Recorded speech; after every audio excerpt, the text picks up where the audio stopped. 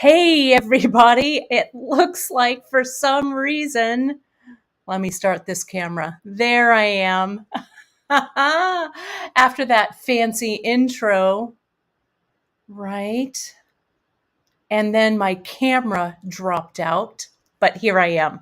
It's great to have you all here. It's Kate Richburg, and I am live for beadshop.com. Today is Wednesday, June 7th, and we are ready to do our masterclass. Are you excited? I'm excited. I know it just dropped out. I had everything ready to go, and it said I lost connection, but there it is. Yeah, I worked on a new fancy brand for today's show. It was kind of fun to do. So before I get started, let me say a big howdy and hello to everyone who's watching. And let's start off by saying that today we are going to be doing our masterclass with Kate Richburg. It is a series that's going to happen close to the first of the month, though it may switch around a little bit depending on what we've got going on. So everything will be archived right on our YouTube channel as well as on our website. So you'll find it there, and we'll keep adding and adding. There's a page that you can go to right on beadshop.com that you can find everything. And of course, let me start off by saying, everyone, let me go this way, that you can like, subscribe, and hit those notifications on all of our social. You can find us on Facebook at The Bead Table and at beadshop.com. You can also find us on Instagram at beadshop.com. Don't forget about our Pinterest channel. You know, I've been using Pinterest a little bit lately, and it is invigorating me creatively. So you can find us on Pinterest. We've got a lot of great stuff at beadshop.com. And of course, if you need to email us, just shoot us an email at info@beadshop.com. So let's get started. It's really, there's a lot to go over. So many people are here. Yeah, they're saying, yeah, I'm getting fancy. I am. I'm getting fancy. And Dawn is saying that she's really excited about this. She loves a great statement necklace. A big hi and hello to Janice over on YouTube doing some moderating over there.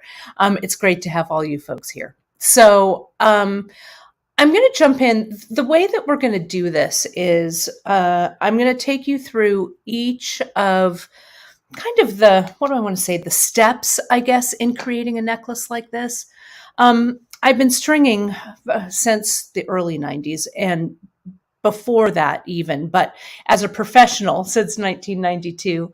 And I've learned a lot of techniques that I want to share. And I want to put them all into one series. There'll be a playlist I'm creating over on our YouTube channel. So that'll have everything, and they'll all be dated. You'll see the episode 1, episode 2, etc. on the cover. So you'll be able to watch them in order wherever you jump in with the project. And you will see today what we're going to be going over are the pulling the beads, the tools and things that'll make it a little bit easier for you, as well as working on your color palette. I am going to show you some of the things that I've pulled already. We're going to play around with those beads. And then our next episode, if you want to work along with me, you'll have a few weeks to kind of pull your things together. And I'm going to give you a few hints on like how to string and stuff like that in case you want to get started connecting your centerpieces. But then next time, we're going to start stringing in earnest. Okay? So that's my story. I'm sticking to it. Let me start with, let me get my beads here. Well, first, let me get my, I want to show you a few things that I've got going on over here. So let me put my glasses back on so I can see, and let me put this into the stream. So I pulled this book. You folks have seen me use this before. It's one of the monoprints that I have from the San Francisco Museum of Modern Art. And this was their presentation on Matisse and Diebenkorn. Diebenkorn is a California artist. He used San Francisco actually a lot as his inspiration. But they did this cool exhibit quite a few years ago now, well, maybe within the last 5, that showed the similarities. So I was kind of looking through, and this is a piece. This one is called Berkeley number, let me see if I can get it in there. There we go. Berkeley number 57, circa 1955, and it's in the museum's collection. And you can see, I'm going to try and zoom out a little bit. You'll see some of my messy desk. But I love the way that abstracts help to inspire, I guess, my color palettes or whatever. So this is something that I was looking at, and I've used this book before. But the palette that I pulled with Cynthia, I want to pull that back in. Okay. I know I am having a yellow moment lately. I'm not sure why I'm having a yellow moment, but I am for whatever reason. So, I don't know. Yellow is such a happy color, and it's a real color of the moment, at least now in the summer of 2023, we're seeing a lot of yellow happening. So I'm going to pull this kind of to the side here, maybe over there. It's kind of a big book. I know you need a magnifier to read that. There we go. It's kind of a little bit higher there. There we are, a little bit closer. So I'm going to pull this palette that I pulled with Cynthia, and I started actually stringing it, but I have another palette that I'm going to show you that I'm going to work up where I've got the beads, but I haven't really done anything else with. But this is how I wanted to show you how I arrange my beads. So I'm kind of ready to work on this necklace. So here's this, and here it is. And you can see I have these trays that I got on Amazon. We use them at the bead retreat, and I'll bring these for everybody who goes to the bead retreat. You get one of these boards, though you can find them on Amazon. It's a smaller, dining hall tray, right? Like this. And they're a great size. They're not the huge ones. So they're a little bit smaller. They're, I don't know where here it is. I'm always on the lookout for my tape measure. It's 14 by about 10 inches. Okay, so those are great. Janice is also mentioning, and I'm going to be working with this today, the crafty bumper boards that you've seen both Emily and I use. They are on order, and they'll be in at the end of the month. And I love them. They're great. We're getting both the round and the rectangular. So if you want one, stay tuned to the newsletter. You'll see it. And yeah, well, Terry, what you're saying here, these trays, they don't take up much space, and they can definitely be stacked as you store them. So it helps quite a bit. Susie's saying that she often uses, quarter size, sorry, often uses an aluminum baking sheet, the quarter size. I use those too, also for my metalsmithing as well. Dawn is giving us some good info. If you're looking for some great art this summer, the summer of 2023, the Art Institute of Chicago is having an exhibition of Van Gogh, Seurat, Bernard, and 2 others. They've brought in 75 paintings and drawings. Wow. I've seen the Van Gogh exhibit in Philly years and years and years ago. Seurat, I've always wanted to see. I've never actually been to Chicago, to be honest, but I hope to remedy that soon. And Seurat is one of my favorites as well. So let's take a look at how I pulled this palette together and this layout. Okay, and then I've got some points for you all to think about. I also wanted to mention, folks, we're going out on all of our social today. You can find us at a bunch of different places, including all of the Beadshop socials. my personal Kate Richburg YouTube, our Great Bead Extravaganza YouTube. We're all over the place today. So it's great to have all of you all here watching today. So thank you so much. Okay, so what I did here, if you'll remember, I pulled that photo. Let me see if I still have that.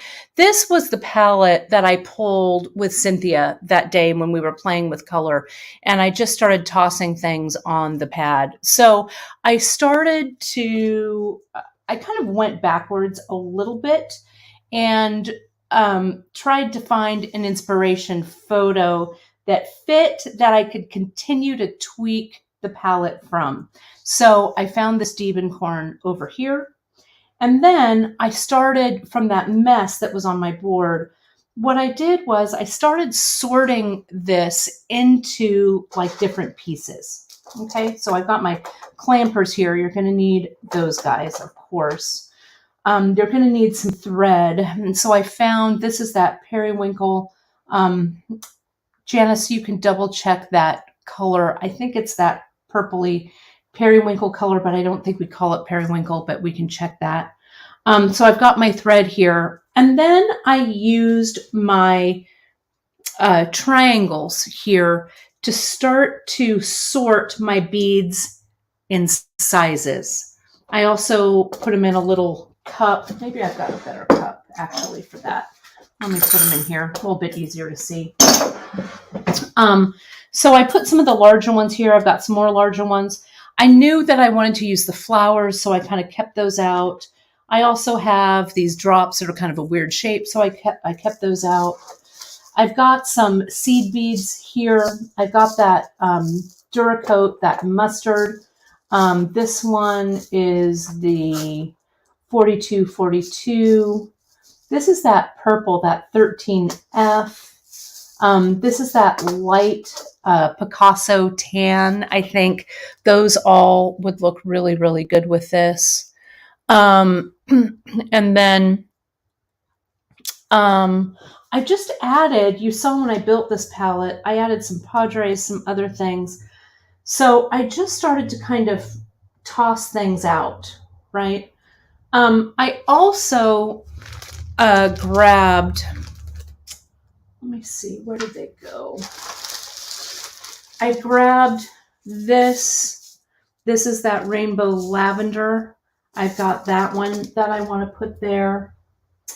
I also was thinking that maybe I could add, if you saw some of our vintage finds, I'm going to talk about these on Friday. We still have some in stock because I really didn't do a live about it, but I'll talk about these more on Friday and what we can do with them. A few more things, but things like this is a really, these old Maasai beads are beautiful. I wanted a little more purple in there. So this is that kind of mauve color of the Java glass. I also have, I'm going to use these in this next palette that I build as well. But we also have, this is kind of a one-time thing. These are strands that I got of vintage brass beads. They're beautiful. The quality of these are beautiful. And once they're gone, they're gone. And we have 4 right now, 4 different styles. I hope to get something similar back in eventually. There we go. You can kind of see that. But a mixture of these sizes and shapes, I think, will add a lot to the palette. So this is how I start to break it down so I can actually work from it. Okay. Then I have some of it, where did it go? I have some of it strung. Here it is. Right here. Oh, I also have these little beads for large holes. See that? Right there, these sliders. These are called the floral tube from Beadshop. I also grabbed, these are the polychrome black currant in the the Checkmates tile. That one can go there. And you can see, I'm just going to slide this one over.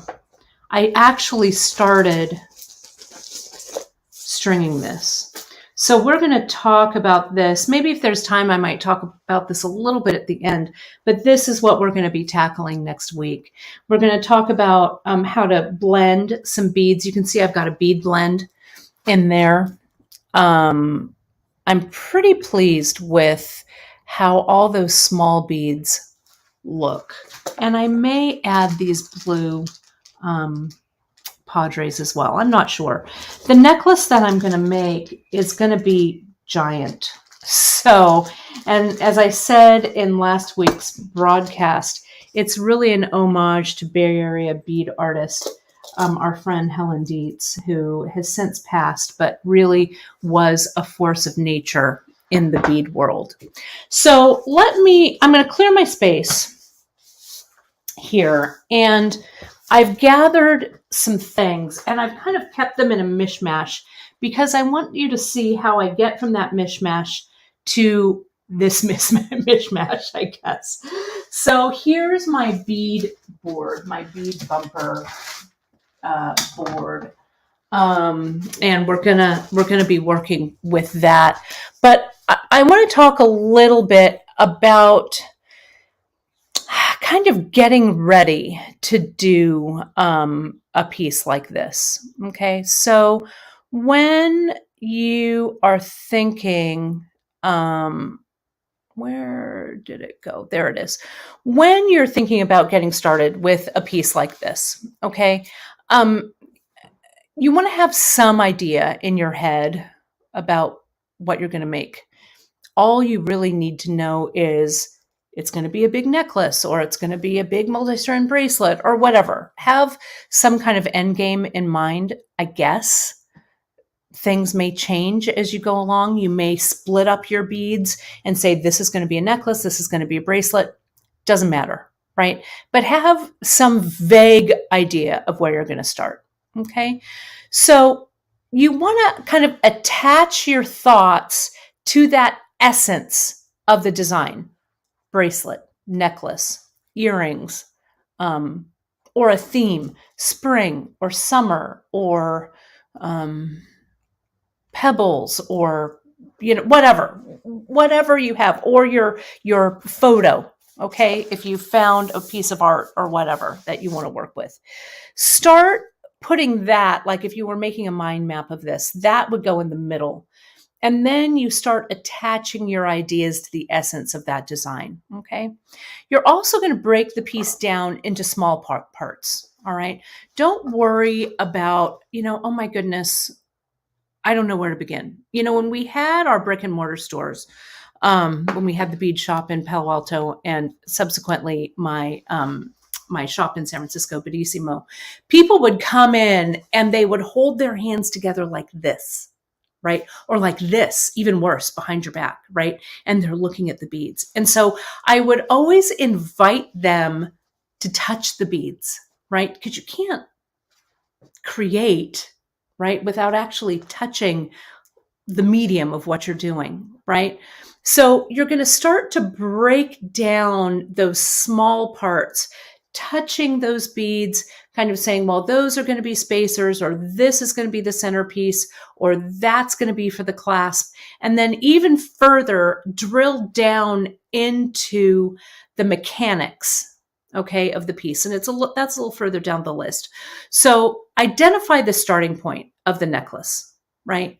Are you going to start from the clasp? Are you going to start from the middle? Are you going to start from the fringe? There's no right answer or wrong answer for this. I'll show you a couple of examples. I'll put them on the board here so you can see that, about where we would start with it. And then what are the mechanics of actually doing that piece, right? So we're breaking it down into small parts and looking at, well, do I have to know how to string? Well, do I have to know how to string with thread, or am I going to string with soft flex? Or am I going to string with silk? If I'm going to string with silk, do I need knots? Wax linen. Is wax linen going to stretch? Do I need to knot it? Is it best for weaving? Do I want some of that thread showing? All of these questions are coming at you. All right. So just take it easy. and start to ruminate over those points. Then tackle one thing at a time, right? If you're not worried about the clasp or the clasp isn't your starting point, don't worry about it yet, right?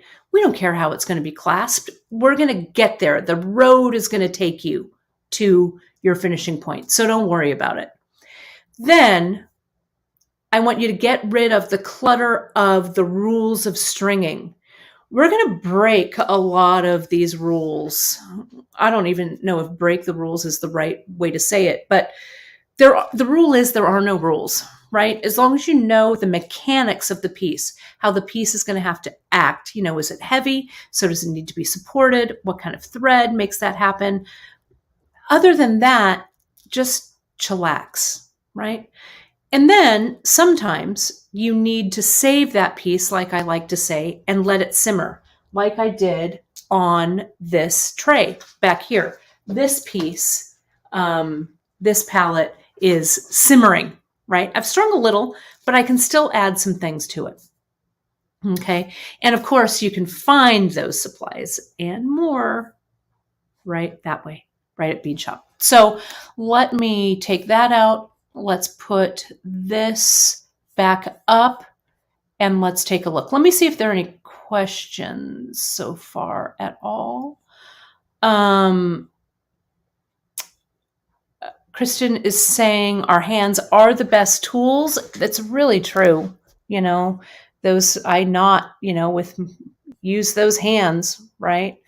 What else are people saying here? Betty says she likes the getting rid of the rules part. That is for sure. We are going to rid ourselves of rules today. This is also a good place to start. Melanie's saying she's gone to prior monthly mix recipes or other mixes that I've made and ordered the parts of those as your starting point. I have a few of our mixes here. Also, this is our Strawberry Festival mix. This is that Mermaid's Garden. I have Cactus Garden that I did one of my Tucson mixes there. You can also just go online and take a look at the spill of the mix, the photo, and kind of go from there as well. So there's a lot of ways that you can get started with the beads that way. Let me see here. Any more things? And yes, Curtis is saying, allow the beads to do the speaking. That is exactly right. I like to, you know, it sounds kind of funny. It's like, what are they saying? But literally, what are they saying? Okay. So I'm here on my bead bumper board. Let me see if I can raise this up. I'm going to zoom out just a little bit. Look at how nice and white and pristine it is. It's not going to stay that way for very long. Though these boards are pretty easily cleaned with like a wet wipe and stuff. Or someone was saying that they had some, I think Michelle, you were saying the wipes that you used to clean these off. They have kind of a Velux kind of a coating on them. So you can use your, your tape roller or a wipe to kind of wipe it off here. But let's start with this pristine board and get it all crazy here. Okay. And these are the ones that we are getting into the shop. We're getting this one. That's the rectangle. Let me give you a quick, this has a working space of 15.5 inches by almost 10. Oh, Michelle is saying micellar facial wipes from Costco. Awesome. Next time I'm there, I'm going to grab some to wipe them down. Perfect. And then we're also getting the round one that Emily was using. So you can choose. Let me get rid of these beautiful trunk show or flash sale beads. We're going to talk about these more on Friday. We should have some left, but if you love these, I'd get them now.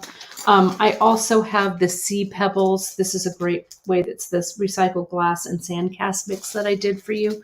These are all Tucson finds that I got, so I'm pretty pleased with them. Terry is also asking if the board is hard backed. It is. You can see It's nice and hard back. It has a nice felt back, so it's nice and sturdy. And it's easily kind of slides around, you know, it hangs on to your surface, but it's also, you can slide it around a bit. So it's nice and protected this way. So that's it. So let me show you my pile. Here's the pile. Okay. And the way I started with this pile is I grabbed just a bunch of stuff that I liked in a colorway, and I went heavy on things that we have in the shop, though I may throw a few things that are in my personal collection, which is what I want you to do as well. Right? I want you to, you know, dig around and see, you know, what you might have that goes with them. So here I have a couple of starting points. So I'm going to rustle around here and try and find, yeah, here we go. So I got this. I'm going to zoom in just a little bit to get rid of the edges here. This is one of our pie donuts from the website. It's serpentine, beautiful, nice size. It's big. So Helen Dietz necklaces, they were like bead lays, right? They were many of them, I mean, they're still in existence, though Helen has passed on to that great bead shop in the sky. They are, her necklaces were just big and statement pieces. So this piece is going to be that same big statement piece. The size on this,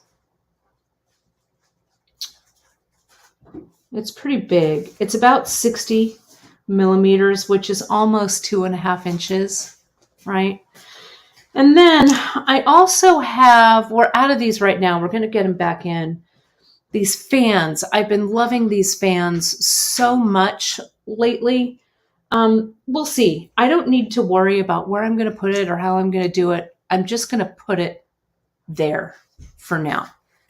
Okay. You can find, there's more on Helen if you go over to the Bead Society of Northern California, and there's some memories of her that you can read about her influence.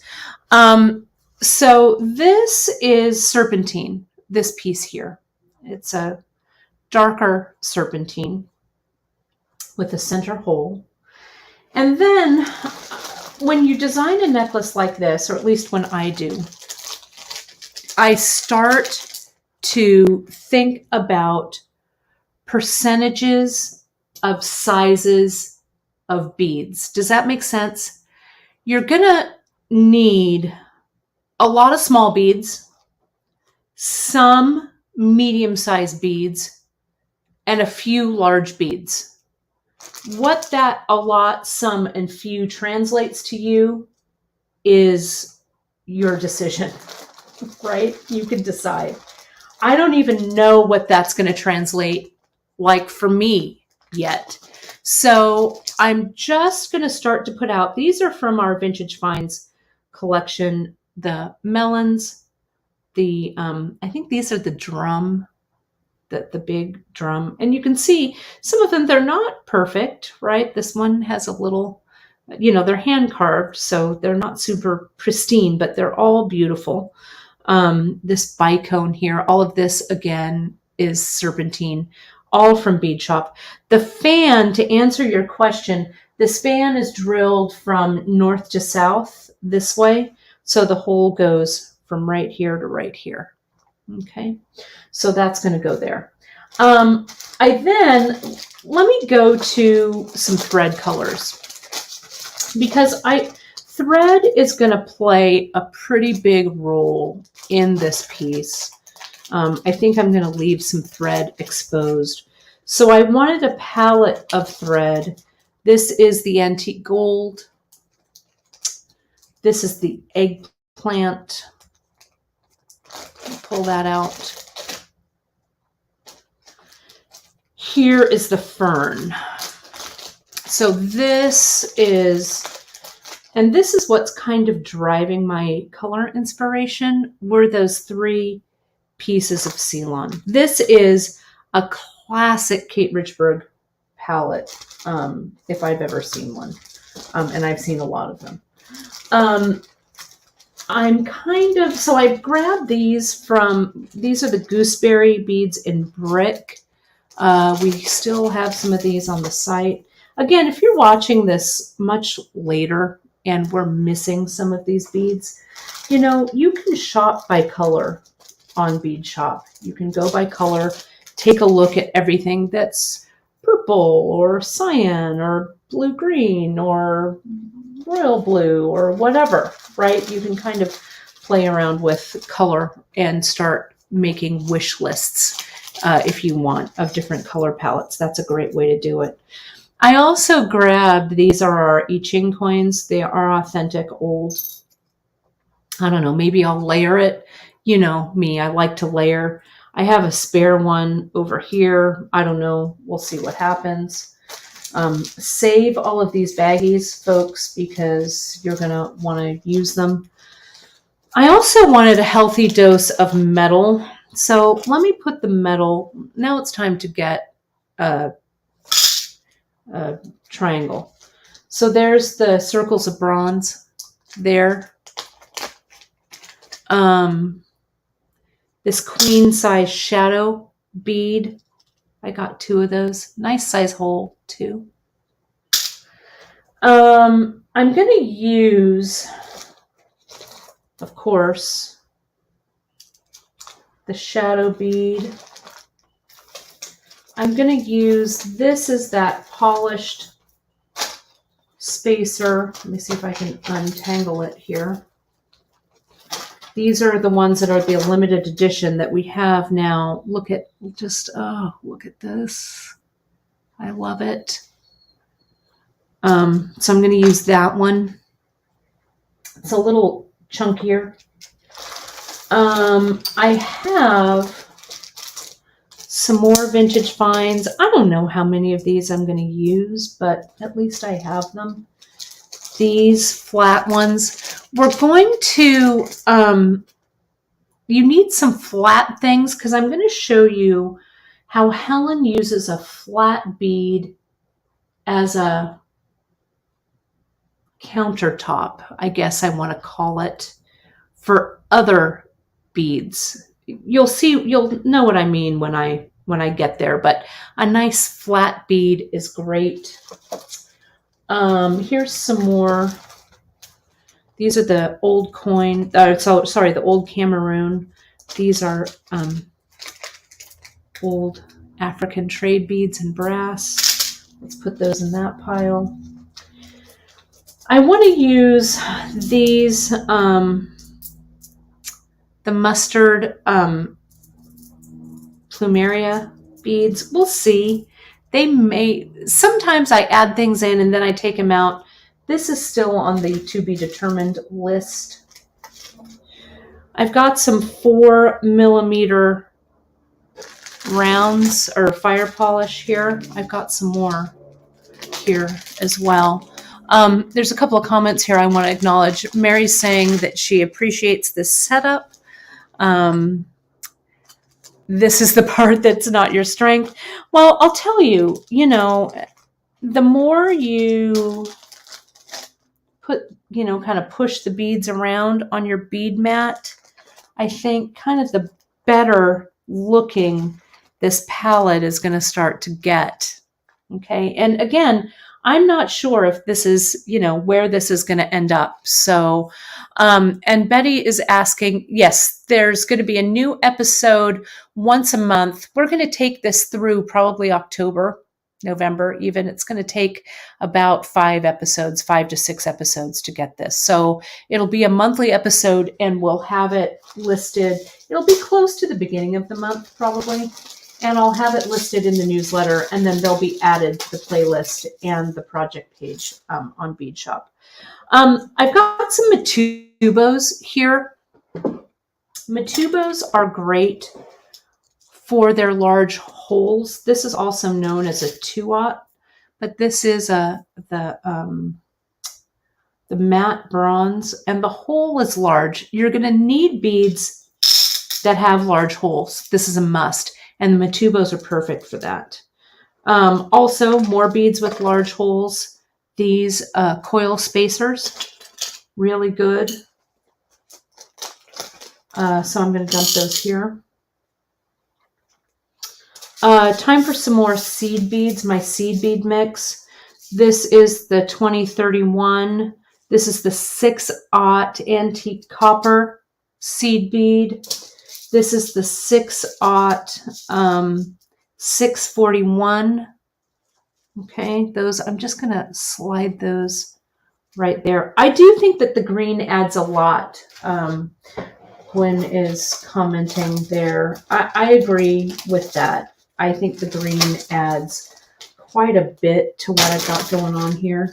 Then I've got a baggie of random stuff that sometimes I don't like restock these things into my stash. I just leave them out.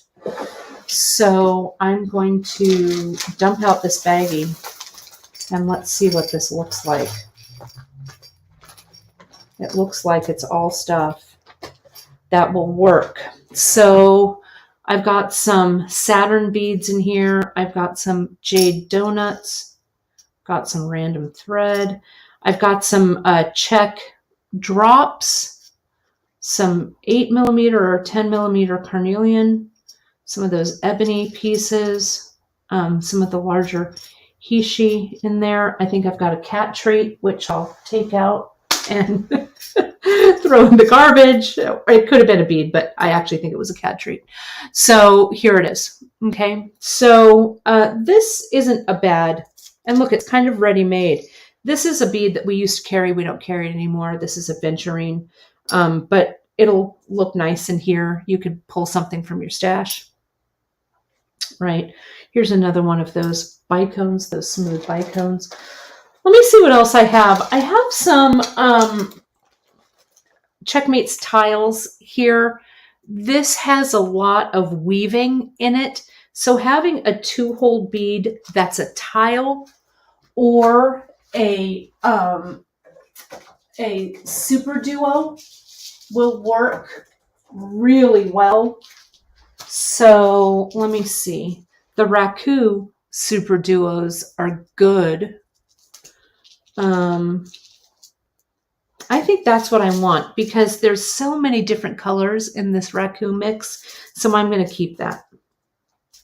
That's good. I'll take that. What else do I have here? For a little bit of sparkle, I grabbed the coppered hematite. Yeah, and these are 4mm fire polish. You could also get some 3mm, some 2mm. That looks nice. I don't think I've got any 3mm here. I have, this is that metal beaded edge tube again that has that big large hole. I got those in copper this time, so I'm doing a mixture of metals. Yeah, these are the Checkmates tiles, these right here.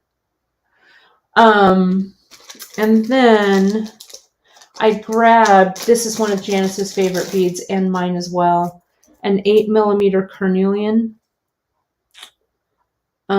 which I like. I have this that's a little burgundy. I want to bring a little more burgundy in. I'm not sure what it is yet, but I'll find it. I also got these drops that I'm thinking that maybe, I don't know, I'll showcase. Maybe this will be all one big centerpiece. Maybe something like this will be on the back as a counterbalance.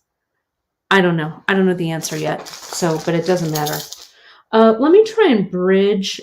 These are Padres as well. The Padres, I wish these were a little more burgundy, but I'm all right with it. These are those brick. I can't remember the exact color name of them, but I'm going to take them out of this bag. That's not bad. I could also change this Ceylon color or just leave it, you know. I mean, it's tonally, it works, so I'm not going to worry about it too much, right? I can always change course if it's not working for me. Oh, I also grabbed these quarter tilas right here. They're real small, and again, they're 2-hold, so it will help me bring strands together because we're going to make little, she calls them ambassadors, Helen does. They're little vignettes of beads, I'll call them. They're really fun to do, and we'll start on that not next week, but next episode, next session. So this is what I've got so far. Okay. I'm just not sure what else. Maybe I'll get some of these that were in my that are in my sandcast mix. Because again, I can always reject some of these later, but I like having them on deck. Just a few of those. I feel like I need some more of this, though. Let me see if I can steal something from something that I might have. Let me see. Oh, this, let me see. That's not bad. It's that raspberry Duracoat. Adds a little bit of pink in there, a little bit. What's the round bead on top of the donut? This is the I Ching coin that we carry at Beadshop. That's what this is right there. And you could glue that in place if you wanted, or we could tie it on. So my next trick is I'm going to have to free up more of these beads. Like I can't work like this, right? I can't do it. So I'm going to switch bead boards, and I'm going to go back and forth between these two pretty liberally. Okay. So I'm going to scoot this to the side, and I'm going to start cutting things up fearlessly, right? Because I can't work with them if they're on a strand. I just can't. That's not how I can do it. So here's my well-worn Ultimate Design board that we love here. Let me get some more trays, triangle trays. Look, I've got a few of those little ones from those vintage seed beads pieces. Oh, the strands. So many of you have been emailing and commenting about how much you love those vintage seed bead strands that are being delivered to folks right now. I'm so glad that you did. I was so happy to get those, and it really delights me to no end that you like the colorways that I put together for you. I'll have some more fun things like that for you. So Leslie's asking, and rightly so, Kate, isn't this necklace going to weigh like 5,000 pounds when you're done? Well, it's going to be heavy, but I'm going to talk about how to counterbalance this sucker. Helen she was a diminutive lady, and her necklaces were not diminutive. And she added counterbalances to them so they would sit on the shoulders pretty nicely. So we're going to do that. Let me go ahead and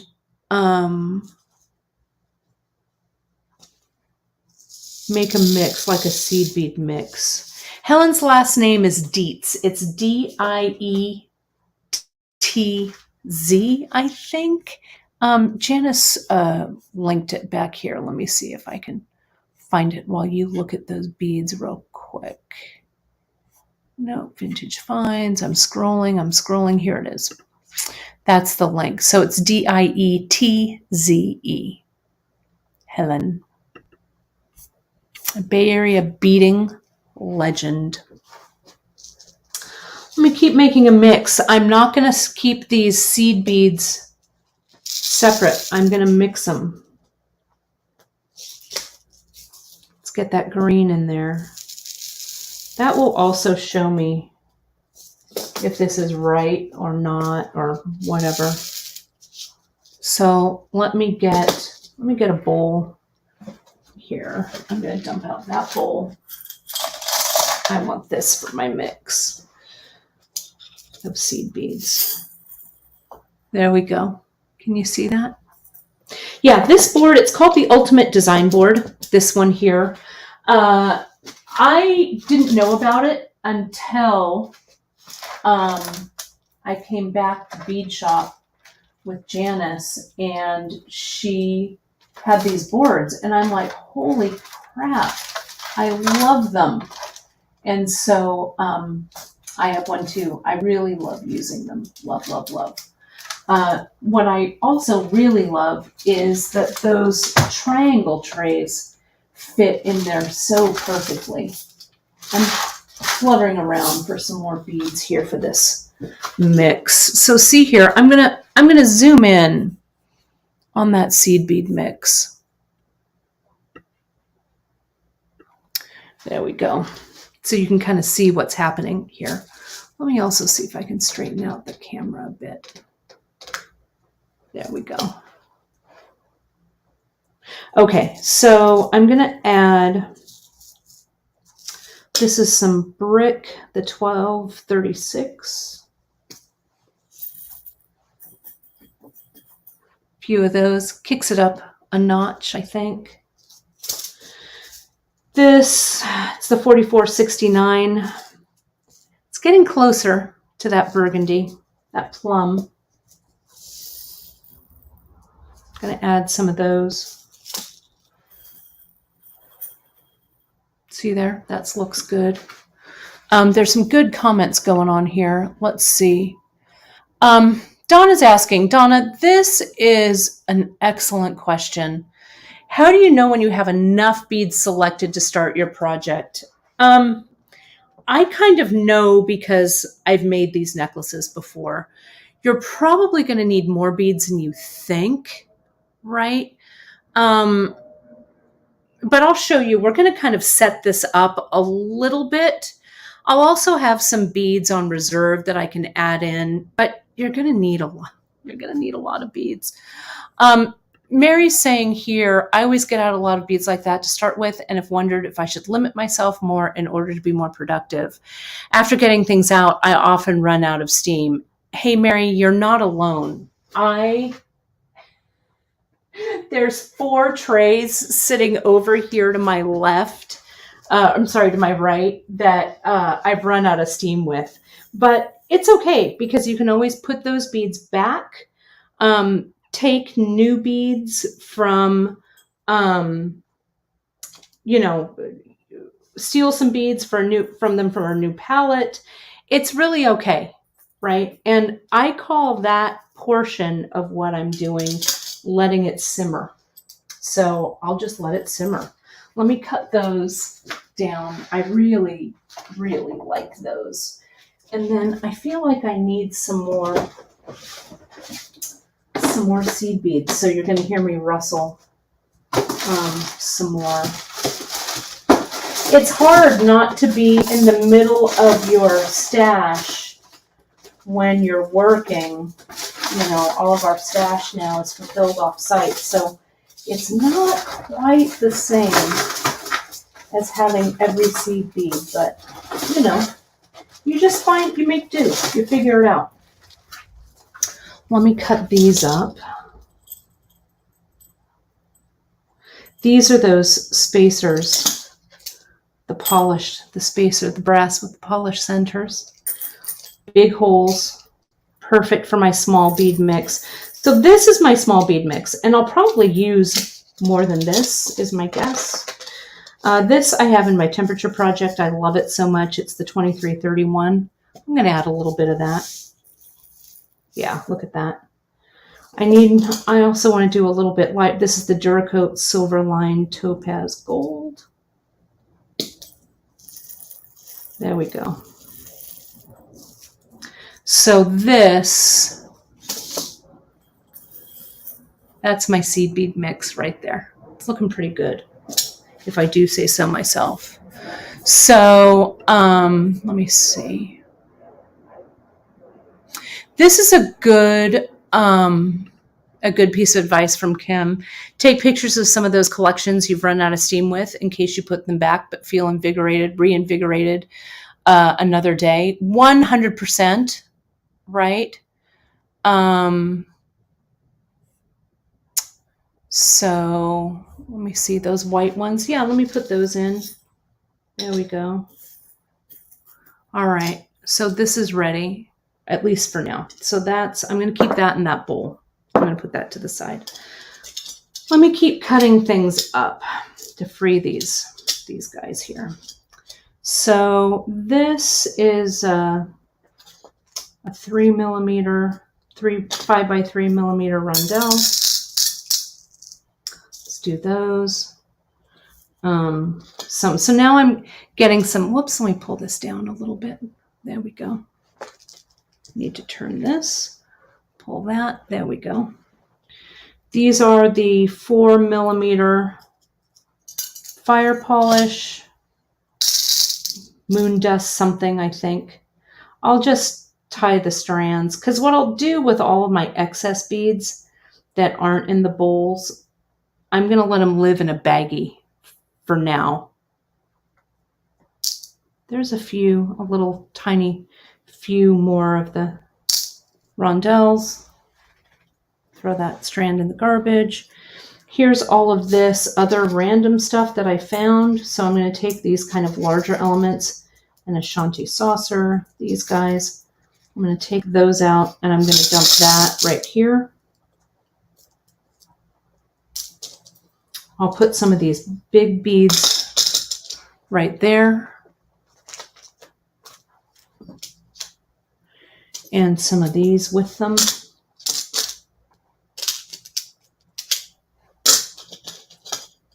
Let's slide that over.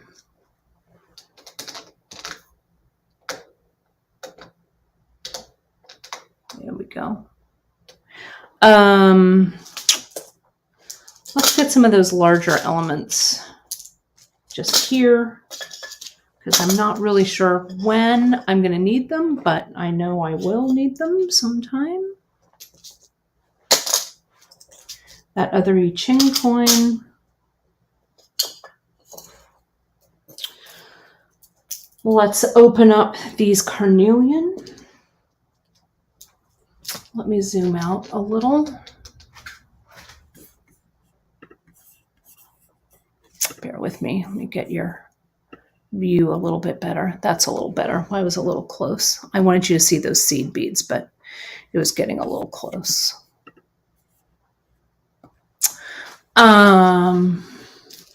Janice is talking a little bit about history with Helen. She was a really great instructor. She did have students that would come see her every week in her home in the Berkeley Hills.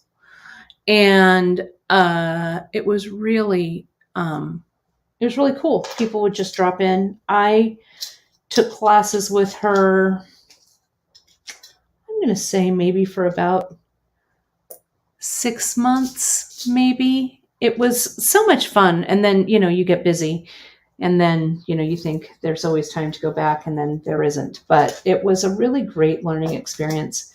And not only did you learn from the people that you were beading with, and also with Helen, it was a lot of fun. And it really gave you the excuse, the freedom to, to play around and express yourself. These are those striped gooseberries. These are the brick colorway. Again, super classic. Kate palette. Cut this knot off here.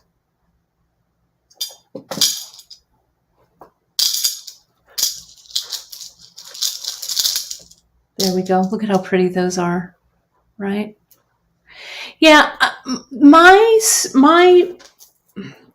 I string necklaces like this, my mindset is in the place where I'm thinking about kind of vintage, kind of, oh, I found this necklace somewhere in the sand dunes of time and smuggled it home in my,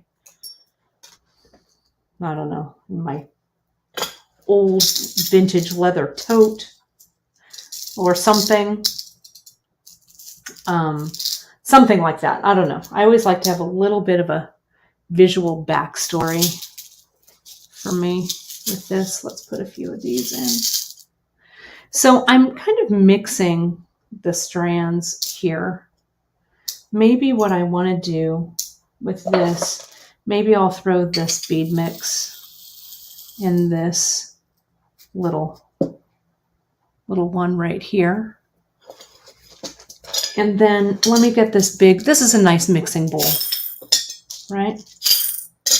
Get this mise en place, get it all in there. There we go. That's better. I don't like these apart. And I don't love this. I'm going to put those in there. There we go. That's a little better. I like, maybe this is like a warm bowl. This is like a cool bowl here. I wish I had another one of these bowls. I think we only had one of those. Let me get a wood one.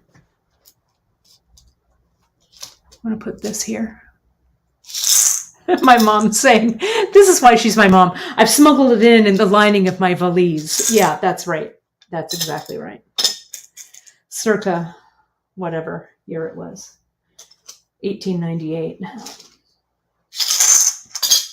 I want these to be a little bit bigger. There we go. I like that. Then I'm going to have this triangle tray here. I like the, part of this also is the story, right? Of kind of what you're evoking. Let's do a 2-hole bead mix. I'll do some 2-hole beads in this. Let me go ahead and there's some of those super duos. It's the Raku mix. I'm going to add in some quarter tilas. These are the dark topaz AB, I think. Let me do these Checkmates tiles. Yes, yes. Look at that. So pretty. Don't be afraid. Because beads that you don't use, remember I have drawers here that are marked with color. So I'll just toss the remnants in a drawer by color. And then I can use them later. Emily chimes in, sewn into the lining of my velvet duster. That, oh my God, I'm so with my people here. You're so funny. That's exactly right. Let me look and see. I'm in the drawer here. You can hear my rustling. Maybe I'll put something. These are from my own collection. So maybe I'll put some of them here. These are some kind of Keshi pearl-like things. These kind of go with that, right? This is in my drawer of color. I've had these for I don't know how long. Let's get a few of those. Let me throw those in there. Right. Leslie asked a good question about mirroring. You could mirror. A lot of times I mirror. Like if I have no flippin' clue about what I'm going to do, I'll start with the idea that maybe I'll mirror. Oh, look at 2 old pieces of carnelian. These are from my stash too. I'm going to throw them in. I urge you to look through your stash. Just find, all you need are like 1s and 2s of threads. right? You don't need a lot. Oh, this is interesting. I can't forget that you're watching. I'm going to get so involved in this drawer. I better close it. But I did. Look I found this little nugget of beauty. Look at that thing. I need to find something like this for the shop. These are old Tibetan, I think. I think I had these in my shop. That's pretty cool. I'll set it over there. I'm sorry I don't have one for each of you. I just have one from my stash. But look in your stash. Okay. So look, this is starting to, our mise en place is starting to come together. Here's our thread. Right? Here's I'll put those in there. I'm liking them better mixed. And here are my centers. Here, let me move this over. There we go. And I feel like I want that in there too. I'm going to cut that up. Okay. So here, let me zoom out a little bit. And if you want a screenshot, because I'm going to screenshot this too. Let me zoom out. If I can find my zoom out. Let me make it a little prettier. So it's not no, don't screenshot yet. Nope, not yet. There we go. There we go. I think that's better. And let me see if I can screenshot without turning off my camera. Here. Let me see. There we go. Good job, me. Okay. So that's what I'm going to work with so far. Let's see what people are saying. Give me... Stephanie says, give me all of your carnelian, Kate. Girl, you come and visit me. You come to Fresno and I'll give you all the carnelian you want. All right? Do it. Terry's saying, I love this. I have one bead soup jar that's a hot mess, but there are a few diamonds in the rough in there as well. I feel like the hot mess, I think that's where the treasures are hidden, right? I've got several hot messes, more than several, so you're not alone in that. Let's see. This is a good question. Hole sizes on the stones and pearls are the challenge for me. I love to knot, and I'm never sure what size thread to use. So let me tell you. I'm going to share, there we go. I'm going to share with you next week a technique on thread. I'm going to talk a little bit about thread now. It's a great segue into kind of our next spot here. I'm going to use Ceylon, and I'm going to use regular Ceylon for this. I'm going to teach you a trick that Helen taught us. I carried them over here, and now I cannot find them.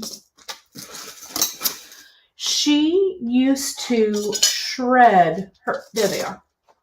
She used to shred her thread, thin it out, and then stiffen it so that the thread, not only was it angle cut, but it was super tapered, almost down to like one ply, right? So if you have, like I've got these pearls in here, right? If you have a hole size that's really small, sometimes if you have just a little bit of fiber, you can help make that jump onto the larger thread.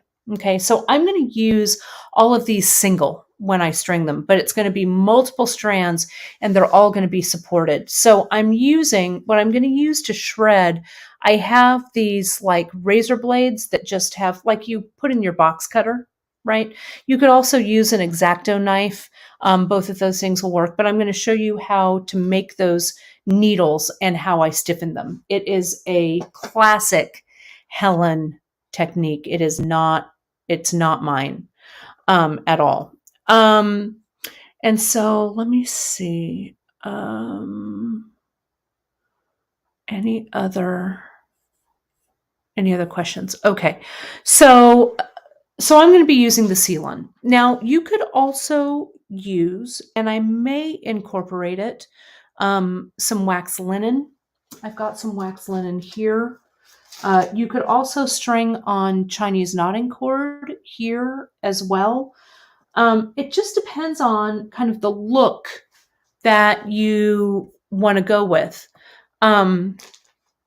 I have, let me grab this piece here. So this, you remember this old friend, this piece here? This is a necklace that I strung up with a bead mix I did. This is on that Ceylon, and it has such a great hand to it. It's really nice and has a lot of movement to it here. And you can see some of the thread showing in the piece. So there's the Ceylon. You can also use, here's a piece that we did with the wax linen. And the wax linen, this is in our Odyssey style of necklace, right? So you can see there's that multiple colors of the wax linen here. Can you see that there? So wax linen would also work. The cool thing about wax linen is that it comes, we carry it in the 4-ply. And so the plies, you've seen me do this before. Where did my little piece of wax linen go? The plies of the linen can be untwisted and used singly. I had some in all this bead mess I cannot find. Here it is. No, that's cord. I've got some wax linen here. Here we go. The wax linen, here you are the plies. Kind of hard to see. Let me get this on top here. Might be easier for you. Here's the wax linen strand, and then when I unfurl it, I can separate it into the plies. We use this a lot. This type of necklace I'm making, I think the very first one that I strung up was on the wax linen. And it works out really, really nicely. Okay. But you decide what works for you. You can also mix your threads and stuff as well, right? So it doesn't make any difference, you know, if you want to mix them, keep them on their own, whatever.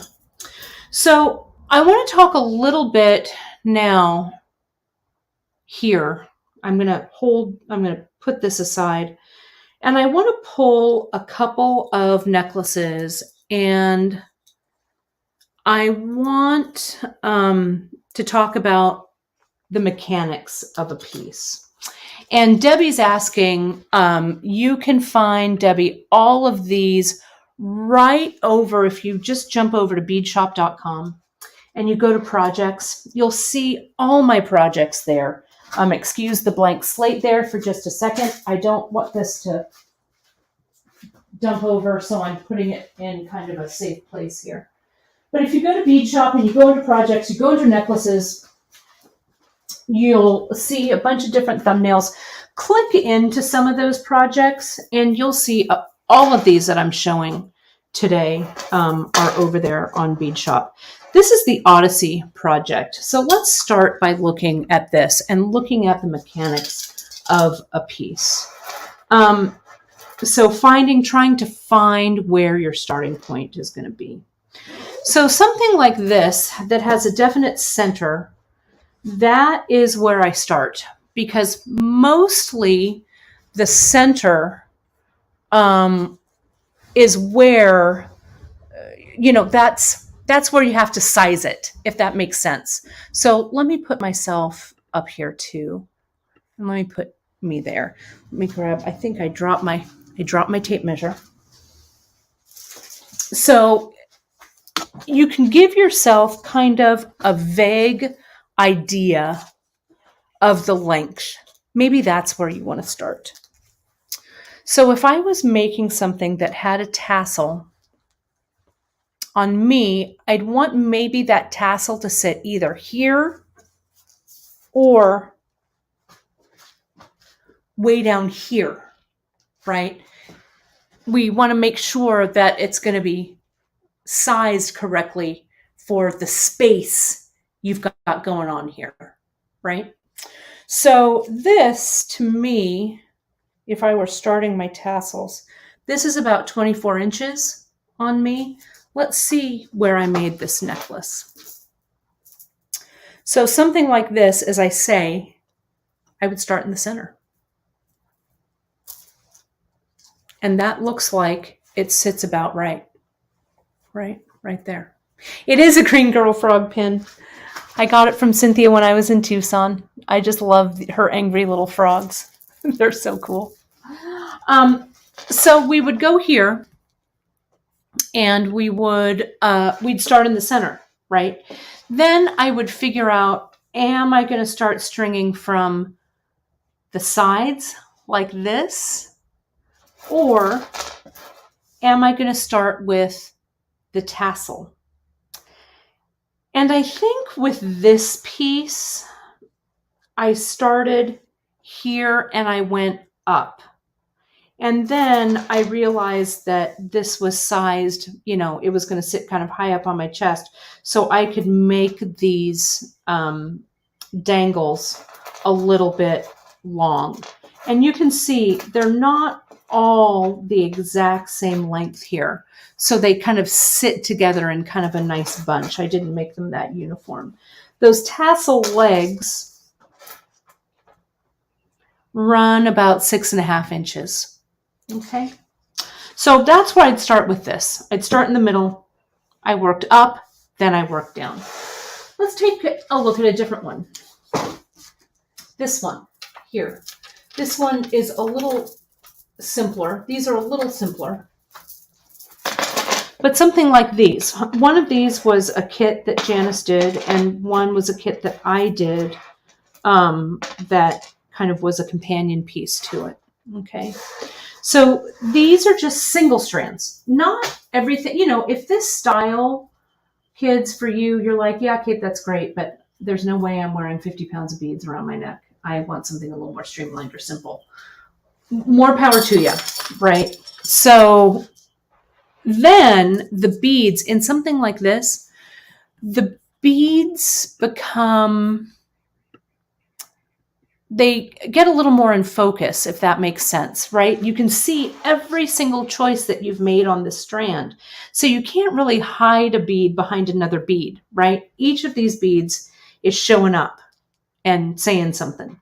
So this piece that Janice designed, it was based on a piece that she wears quite often.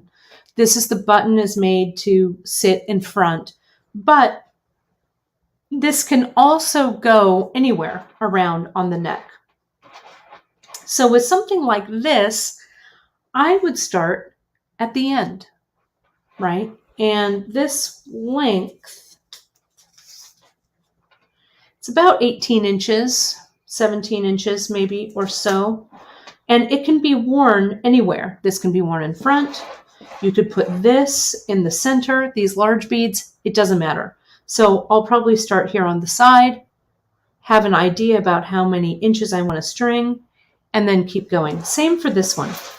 This is that pink flat pearl button that I've used. This dangle, again, it has that little leather leash here. And I just strung.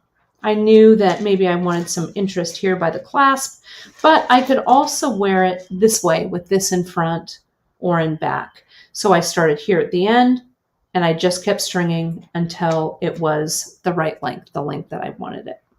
Okay, let's take a look at one more. Let me pull this. I wear this one a lot. You've seen me wear this. This is a collection of my vintage beads right here.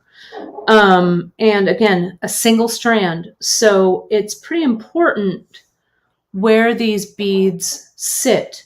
Is really meant for this clasp to be worn in back and these beads to be worn in front. So I put these larger beads. This is a pre-Columbian jade piece that I bought years and years ago. It's a very precious bead to me. So I wanted it kind of front and slightly off center.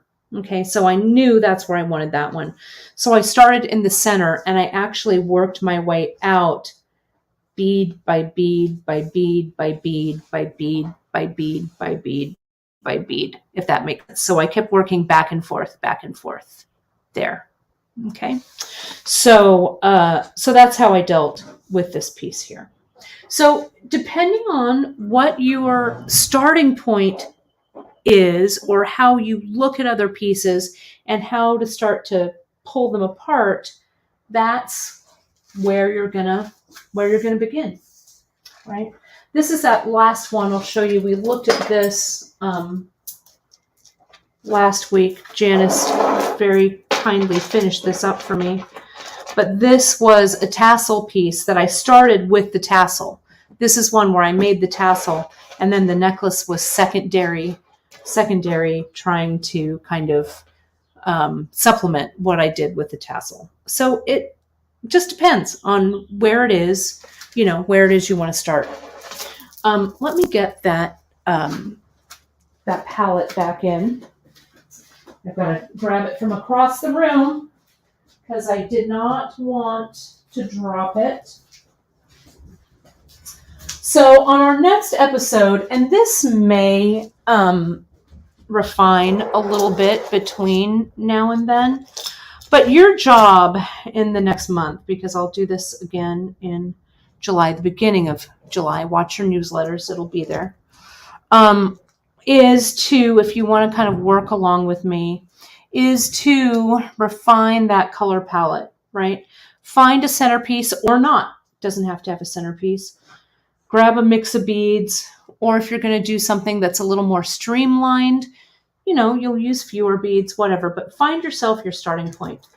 Next time, we're going to talk about preparing your thread, and we're going to talk about attaching centerpieces. All right, and getting all of those prepared. And if and we'll see how far that takes us. Then eventually we're going to talk about stringing and the rhythm of stringing, how to create those little ambassadors or little piles or vignettes of beads like Helen has done. And then we're going to continue on this odyssey. But for now, this is where we're going to stop. So let me see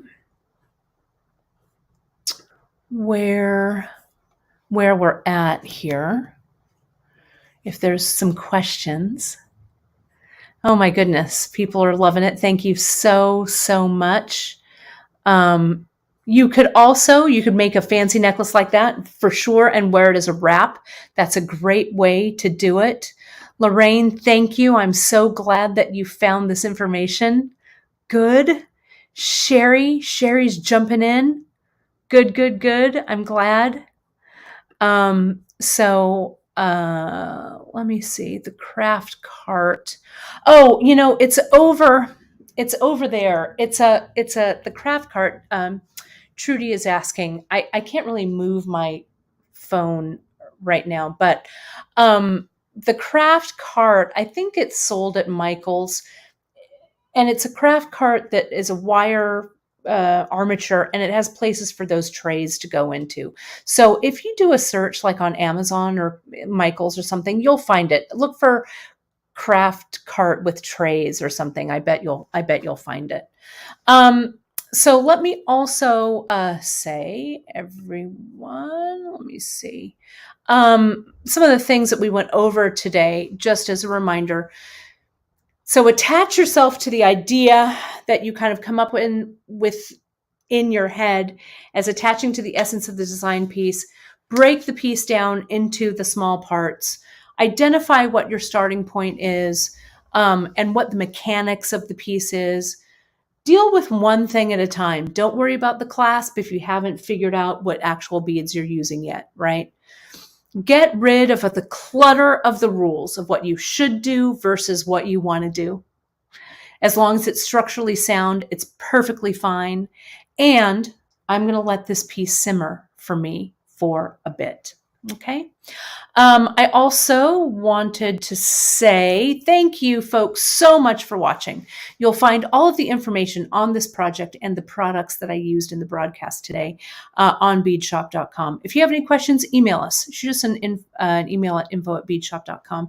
And don't forget to stay in touch and sign up for our newsletter. And again, don't forget on all of our socials, you can find us. Give us those shares, those follows, those subscribes. It really helps people find us and other bead lovers out there find us, and it keeps us doing what we love doing. So this was episode 1 of the Masterclass with Kate, Advanced Stringing Techniques. I will be back next month with episode 2. How many episodes? I couldn't tell you. We're going to do this till we're done. But once a month, we'll check back in on, there it is, this beautiful color palette. And I will see you folks on Friday for Free Tip Friday. We'll talk a little bit about the flash sale items that are available. I'm sure I've got something else fun for you folks. So thank you so much for joining me for Masterclass number 1. And I'll see you next time. Thanks so much, everybody. Bye-bye.